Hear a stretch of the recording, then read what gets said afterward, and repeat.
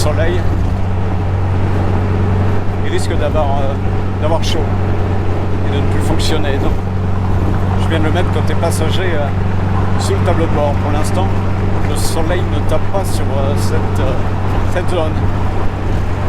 Alright, so back in English, we just passed a scale, truck scales, but I was describing that to French people. You know, sometimes not everyone speaks English fluently, so truck scales, what can it be? Anyway, it looks more and more like desert. We saw the Morongo Casino signs, and you can actually see it ahead over there, that big tower. And after the next turn of the freeway, we will have it on our right, the casino, the Morongo Casino. Et si vous regardez là-bas tout en face de nous, je pense même qu'il y a encore un peu de neige sur la montagne. I'm gonna move the lane for that truck.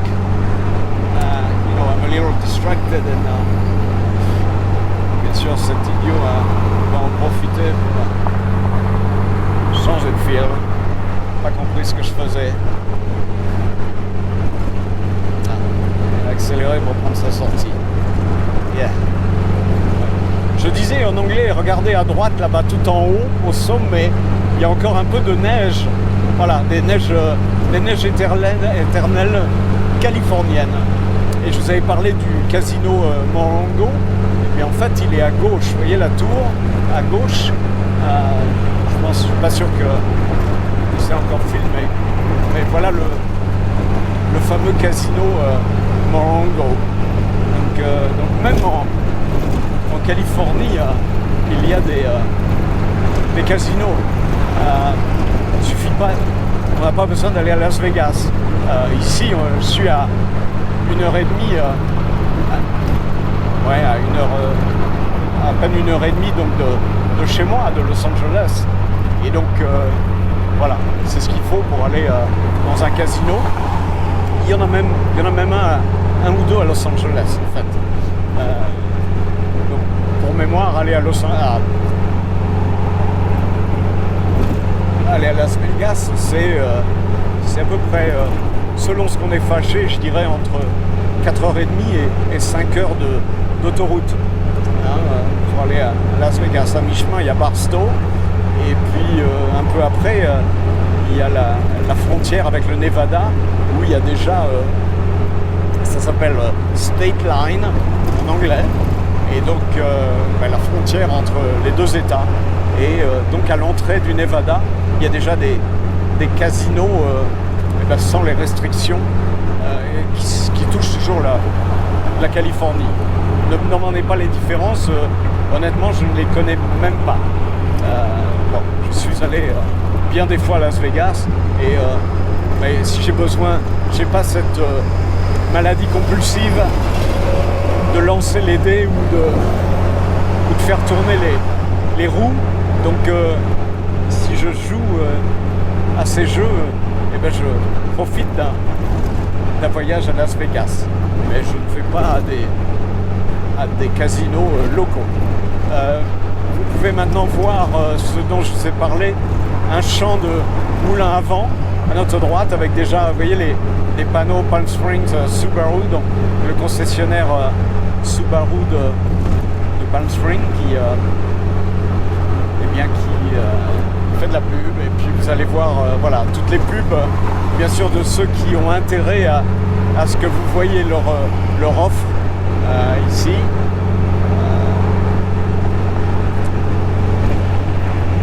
Voilà, vous pouvez même, vous voyez ici, Book Your Seat Tomorrow, avec un programme donc d'éducation par BMW Performance, d'ailleurs très certainement fait à un endroit qui s'appelle Thermal Club. Thermal Club, c'est au sud d'où je vais, en fait, au sud de Palm Springs. C'est un engin, un circuit en plein désert. Ça me fait penser d'ailleurs à mon pote Grégory Galifi, donc de Direct Auto, puisqu'il a fait un sujet là-bas, pour ceux qui regardent l'émission, et qui doivent se rappeler ce circuit au bord. Donc ce circuit a des maisons construites en bordure du circuit avec de façon où on privilégie la construction du garage quelque part, puisque les gens achètent ça pour y mettre leurs autos et éventuellement tourner sur le circuit. Je me souviens que Grégory était avec un Boxster bleu et donc il nous avait fait la visite, il avait commencé je crois le reportage du balcon d'une de ces maisons qui donnait, la terrasse de cette maison qui donnait sur le circuit.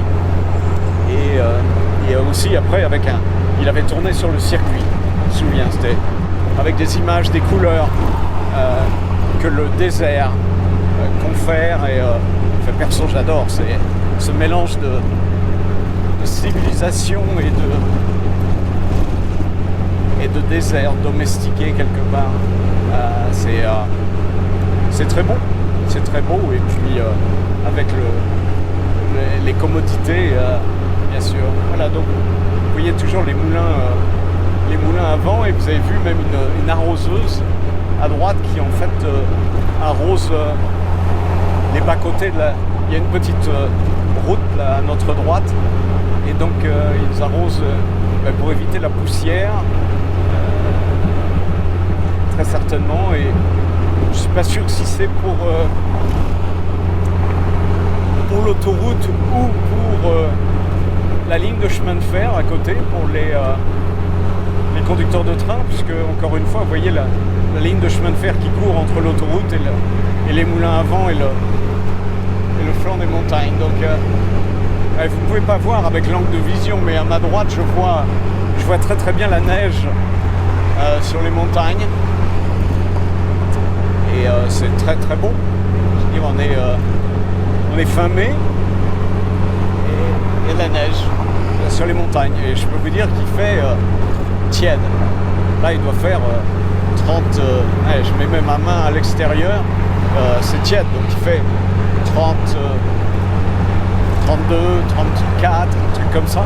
Voilà, et ça va monter. Vous voyez la jonction 111 Palm Springs, sur la route 111, c'est une route nationale, c'est plus l'autoroute, et qui va à Palm Springs. Donc Palm Springs est un peu au sud de l'autoroute, un peu en dehors des terres. Voilà, et moi je vais continuer un petit peu plus loin.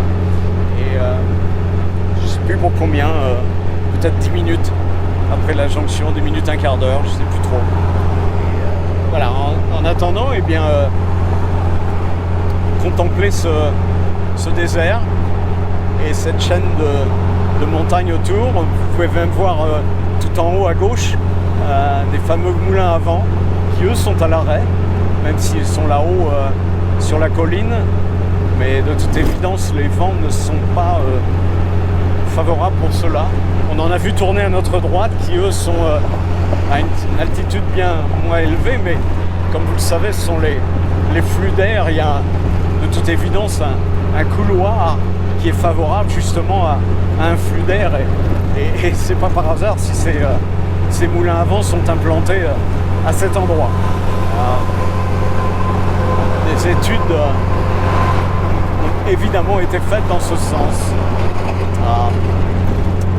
So, je vais parler un petit peu en anglais. So back in English, I was pointing out these windmills on the left, but I don't know if you saw the one totally on the far left, but they're out of the lens right now, and they're not moving.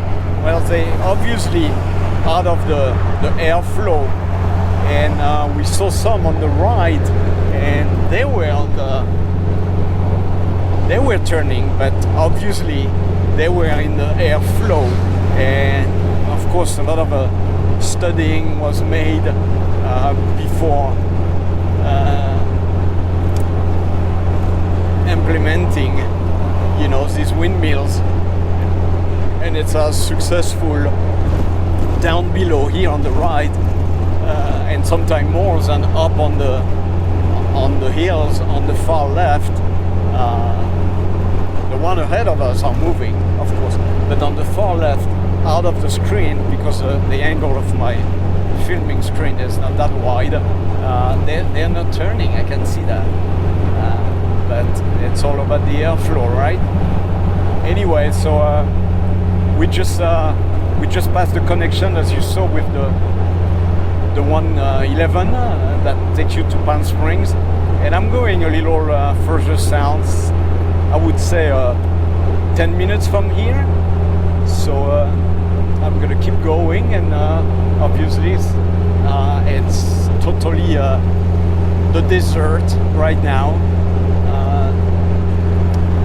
Less and less civilization in a way, and so we're going, but I see clearly the snow on the right, and I wonder if it's not that hill that cab goes, you know, the cable, that elevator goes all the way up.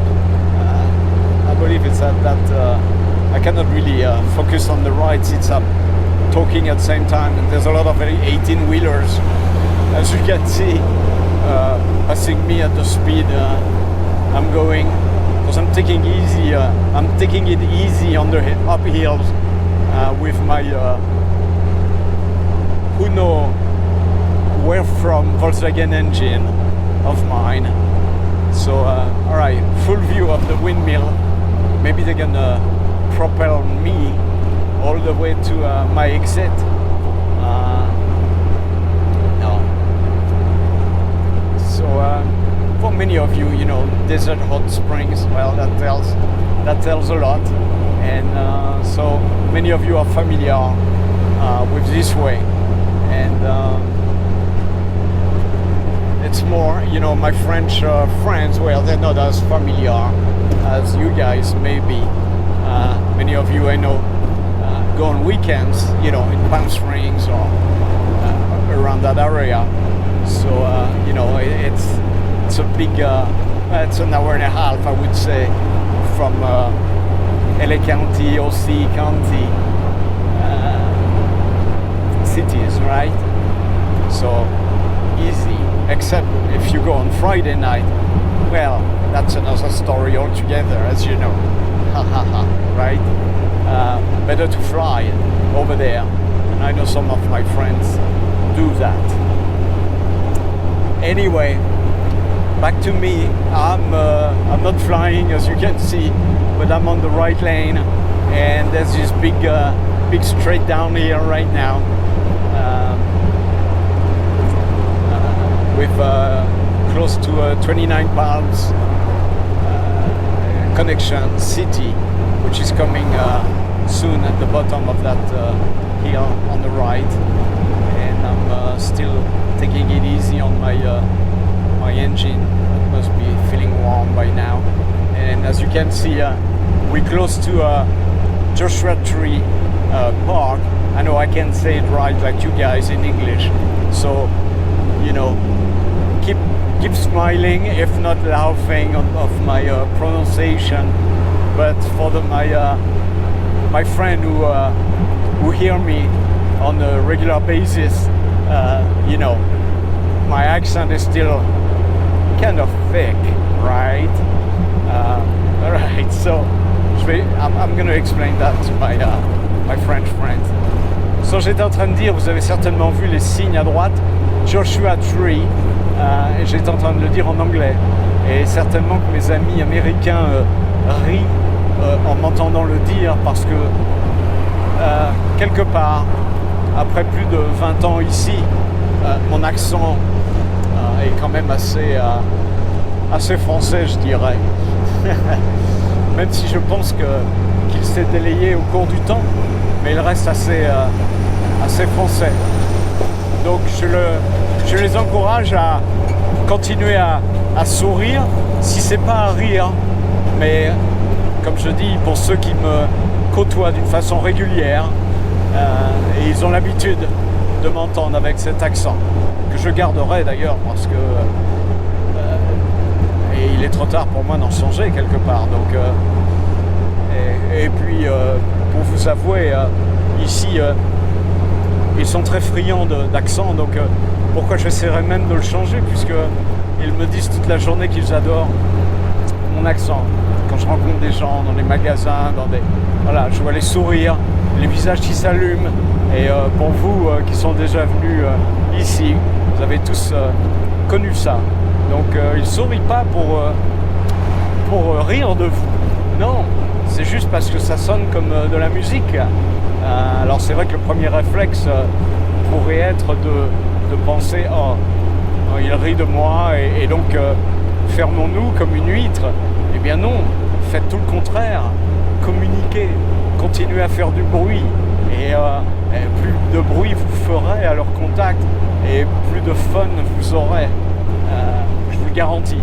Ça fait, ça fait avec les visites et depuis que je suis là, ça fait une trentaine d'années que je vis ça. Et c'est un souvenir, c'est un plaisir bien agréable. Je veux dire, de se sentir bien accueilli. Et nous, Français, on est extrêmement bien accueillis ici. C'est fantastique de voir les visages s'allumer. Et puis, bon, bien sûr, très vite, les gens dans la conversation disent oh, je suis déjà allé en France. Et alors, je m'empresse de leur demander est-ce que ça vous laisse de bons souvenirs? Et 99,9%. Vous voyez, je vous coupe, vous voyez la remorque à gauche? Eh bien, c'est une remorque, d'ailleurs, je viens de respirer l'odeur, c'est une remorque de transport d'animaux, et donc essentiellement pour eh bien, les cochons, les vaches, voilà.